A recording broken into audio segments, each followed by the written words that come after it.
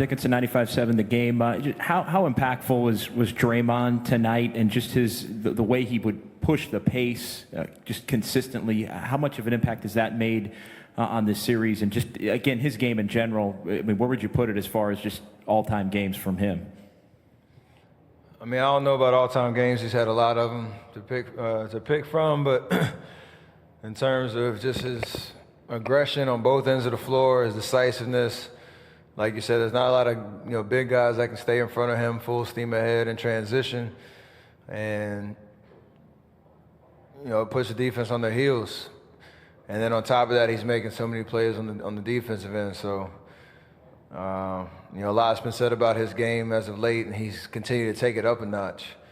And that's what the playoffs are all about. And he shines bright in those type of moments. So, and he does it his way, and it's awesome to see. Steph, Mark Medina, Bay Area News Group. To build off the stuff you talked about Draymond's game, what leadership qualities does he have that helps get everyone else going? I mean, it's like he's got like 8 eyeballs. He sees everything and kind of knows what to say at the right time.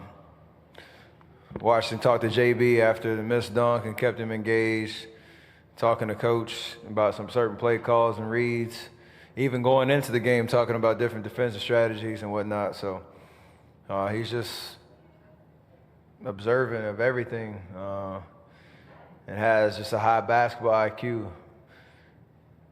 And that's just, obviously his experience, but the fact that he's so versatile, he can do a lot of different stuff and knows how to help a team win. All the way in the back, please. Steph, Andrew Hopner, KZI 9 News. It seems like it's pretty well known that this team goes on these big third quarter runs. Draymond sat up here and said 13 points is a 2-minute stretch for us. Do you guys almost have that expectation now that even if you're down 10, 13, 15, that third quarter run is inevitable at certain points? I mean, I wouldn't call it inevitable in terms of this is the NBA. There's talented guys on both sides of the floor, and it's kind of a tricky conversation because you don't want to be in that situation over and over again. But we understand basketball, it's a 48-minute game, and teams have talent. They come out, especially playing with desperation in a situation like this, down 2-0, give us their best shot. And after the first quarter, we were down 2, having not really played well. Down 13 when they gave us a really strong punch in that second quarter.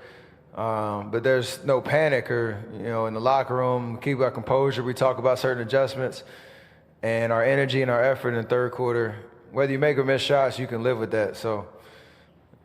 Last 2 games has been big. We've pretty much won the game in the third quarter, coming back and giving ourselves a chance. And game 4, we'd be all right, hopefully, with the lead and be able to play like that, too. In the middle, please.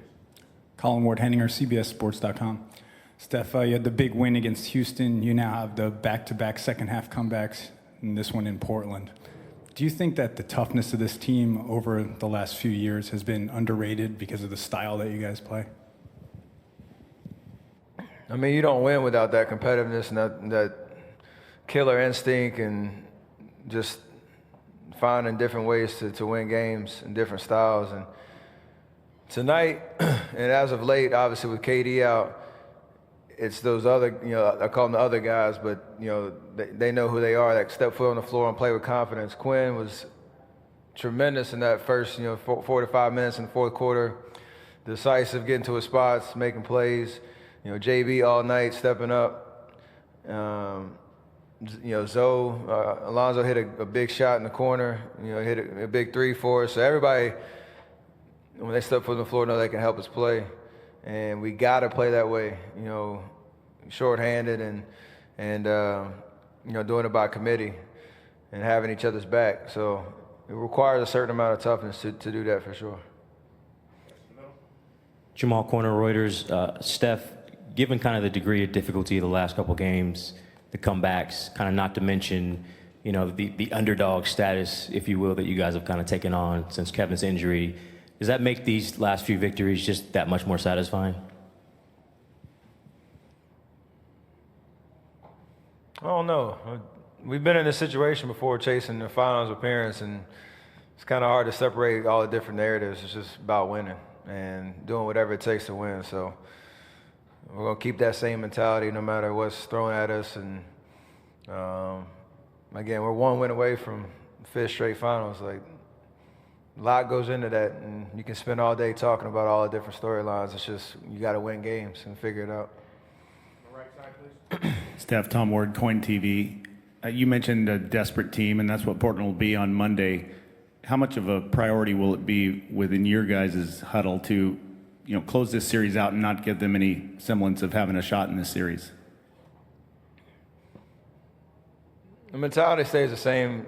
In this building, we know they're going to come out, like you said, and play. Just come out swinging with nothing to lose. We got to be able to have energy and smarts, to start the game and hopefully win that first quarter to create momentum. But closeout games are always tough, no matter what the series is. And again, they have nothing to lose at this point, so they're going to be playing with like their reckless abandonment. We got to be able to take that punch and go right back at them with our keys in mind of how we've been playing defense, especially on their 2 main guys that create so much offense for them. So it's going to be fun.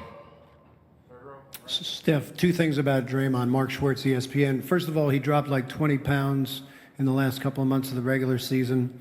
What kind of impact do you think that might have made on his performances now? And secondly, Steve brought up that he's not bothered by anything, including the officiating, and he just said that, he was doing more crying than playing. How much do you appreciate the fact that he's not really getting involved with the refs and that he's really focused on what's happening on the court? I mean, that's huge in terms of just keeping the focus on what we can control, and that's how we're playing. Calls are going to go a certain way, and you can waste energy all you want talking to the refs. I've never in the history of the league seen somebody or a ref change a call because somebody was arguing it.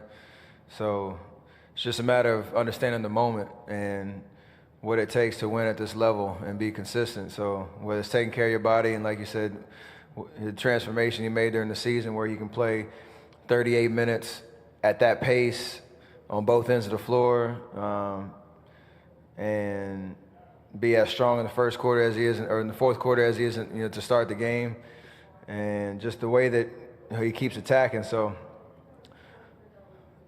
he understands, like, again, what he needs to do, just like every great NBA player, showing up with the right mentality, the right focus, and the right edge, and again, controlling what you can control. So it's been nice knowing the first round, everybody was talking about how many texts he had and whether the suspension situation was going to happen, and he's done an amazing job blocking all that out and just playing basketball. Respect.